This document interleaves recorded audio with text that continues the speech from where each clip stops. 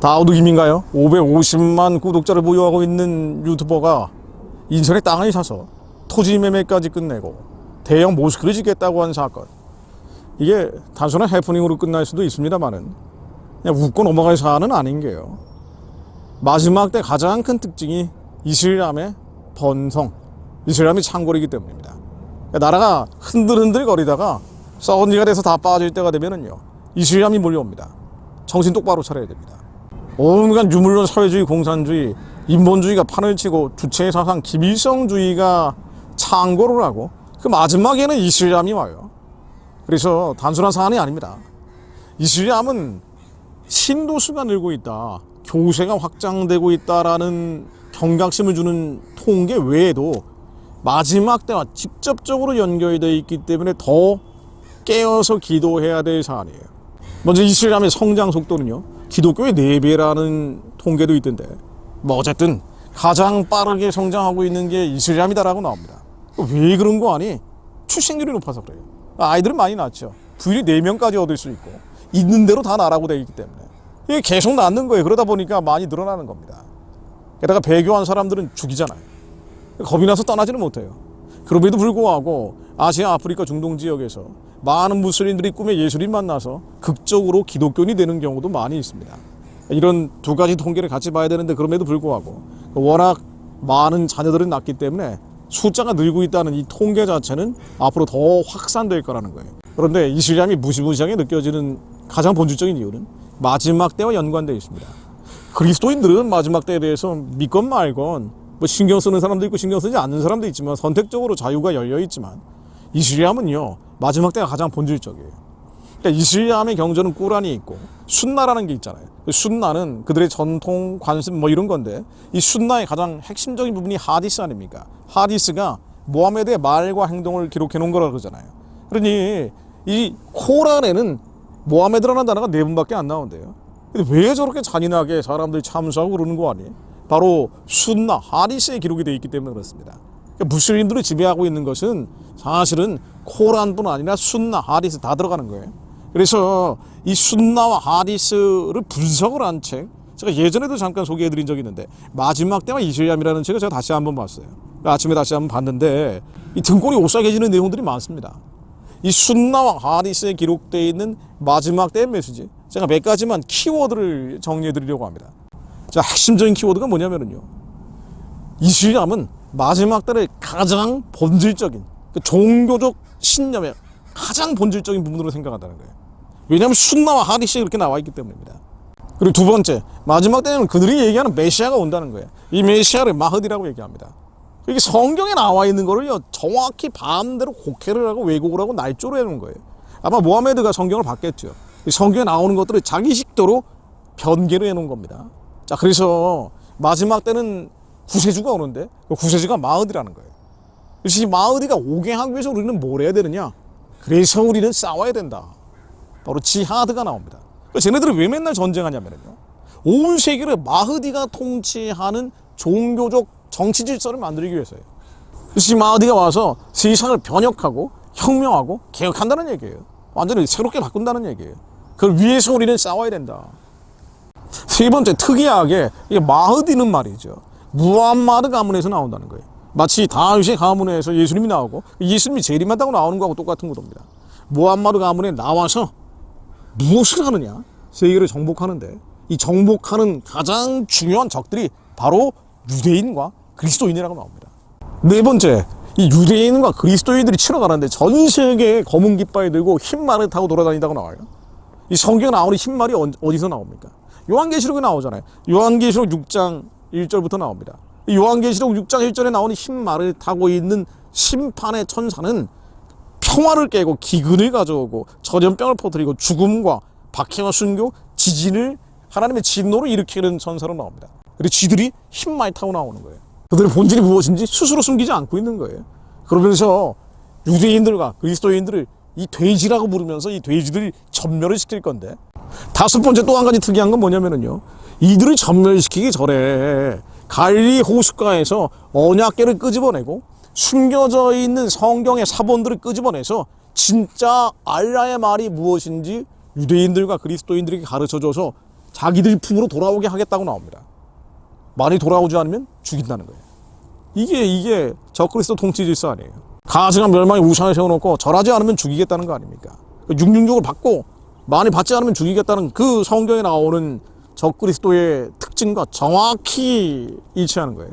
자, 그리고 6번째, 이런 일들이 언제 완성되는 거 아니?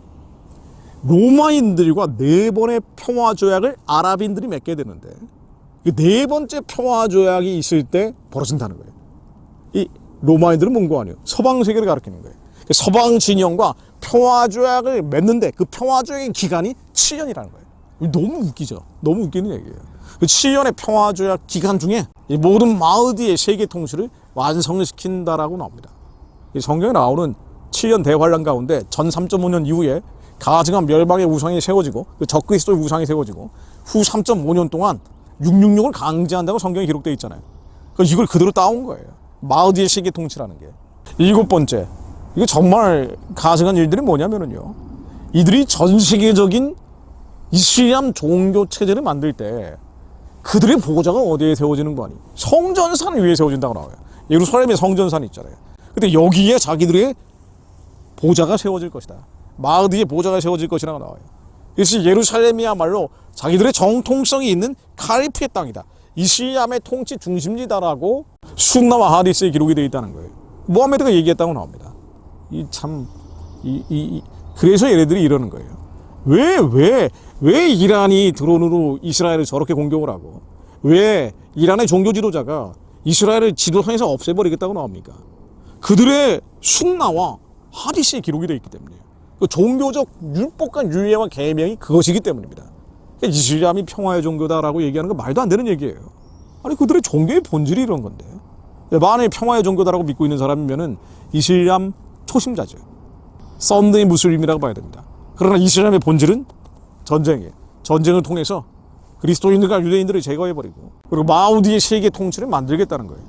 그러니까 기독교적 차원에서 보면은 지라는 창으로 보면 적그리스도 통치 질서를 만들겠다는 얘기입니다. 8번째, 이게 제일 모골이 송연해지는 내용인데요. 그들의 순나 하디스에 따르면은 마리아의 아들 예수 그리스도가 재림한다고 나와요. 예수 그리스도가 재림한대요. 근데 예수 그리스도가 재림해서 뭐 하는 거 아니? 바로 유대인과 그리스도인들이 잡아 죽이는데 앞장선다고 나옵니다. 그리고는 마흐디에게 절을 하고 마흐디의 지배를 따라간다고 나와요. 성경에 나오는 적그리스도가 있고 거짓 선지자가 있잖아요. 이 거짓 선지자 역할을 그들이 얘기하는 마리아의 아들 예수 그리스도 재림 예수가 한다고 나옵니다. 또 하나 흥미로운 부분은요, 다잘이라는 존재가 있습니다. 이 다잘이라는 존재는 그들이 얘기하는 적그리스도예요. 그들이 얘기하는 적그리스도. 세 가지 인물이 나오는 거죠. 마흐디가 있고 마리아의 아들 재림 예수가 있고 다잘이라는 존재가 있어요. 근데 이 다잘은 우리가 얘기하는 진짜 재림 예수입니다. 진짜 재림 예수는 다잘, 이들은 거짓과 복수를 행하고 마귀의 정령, 악마의 힘을 가지고 온갖 기사와 이적을 해가는데 결국 이 다잘은 쳐서 없애버리고 그리고 이 다잘을 따르는 유대인들과 그리스도인들은 지상에서 전멸시킨 뒤에 돼지를 쓸어버린다고 나와요. 이 돼지를 죽이기 위해서 바로 그들이 얘기하는 마리아의 아들 예수 그리스도 재림 예수와 마흐디가 연합을 해서 전 세계의 평화로운 세상을 만들 것이다. 통합을 할 것이다 라고 나옵니다. 이들이 얘기하는 마지막 때 적그리스도 통치 질서죠. 전 세계를 이슬람으로 통합하겠다는 거예요. 그래서요, 한 나라가 기울어질 때 교회가 쇠퇴를 하고 영적으로 침몰해 갈 때 반드시 유불론, 공산주의, 사회주의 혹은 신공산주의, 신사회주의, 이 젠더 쓰나미가 불고 나서 그 다음에는 이슬람이 들어옵니다. 그래서 난민 받아들이자라고 얘기하는 데 대해서 복음적 그리스도인들이 경각심을 가지고 접근하는 이유가 그것 때문이에요. 한동안 정신 차려야 됩니다. 난민청 만들겠다고 얘기하는 그런 사람들 말이에요. 뭐가 뭔지, 참과 거짓이 뭔지 분별하지 못하고 홍준표 시장도 정신 차려야 돼요. 이 양반이 대구에 있는 이슬람 사원 계속 짓겠다고 우호적으로 나가면 어떤 경우에도 대통령 시켜서는 안 됩니다. 보수의 지지를 받아가지고 대통령 된다? 말도 안 되는 얘기예요. 이슬람한테 문 다 열어주고 뭐 하겠다는 얘기예요. 하나님 말씀을 읽고 기도하고 마무리하겠습니다. 요한일서 2장 22절로 거짓말하는 자가 누구뇨? 예수께서 그리스도이심을 부인하는 자가 아니요 아버지와 아들을 부인하는 그가 적그리스도니 아들이 부인하는 자에게 또한 아버지가 없으되 아들이 시인하는 자에게는 아버지도 있느니라. 하나님, 예수가 그리스도를 부정하며 사람의 목숨을 벌레처럼 짓밟고 있는 적그리스도 세력들이 이미 나타났음을 저희들이 봅니다.